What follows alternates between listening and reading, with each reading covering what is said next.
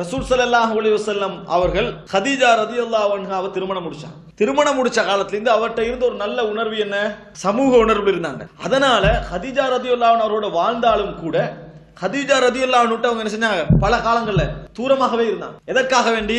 ஒரு சமூக யோசனையில, ஒரு சமூக சிந்தனையில செஞ்சாங்க, தூரமாக இருந்தாங்க. இது ஒரு வகையில சோதனை தான். இது ஒரு வகையில சோதனை. எங்க ரசூல் ஸல்லல்லாஹு அலைஹி வஸல்லம் இருந்தாங்க? ஹிரால இருந்தாங்க. யார் சாப்பாடு கொண்டு போவாங்க? யாரு? அது தவறு. விளங்கிட்டா? ரசூல் ஸல்லல்லாஹு அலைஹி வஸல்லம் அவர்களுக்கு ஹதீஜா ரலியல்லாஹு இவ்வளவு தியாகத்தோட கொண்டு போய்க்கிறாங்கன்றாங்க. மாறி யோசிங்க, ரசூல் ஸல்லல்லாஹு அலைஹி வஸல்லம் இவ்வளவு இறக்கமட்ட கணவரா இருந்திருக்காங்கன்னு எடுக்கலாமா இல்லையா?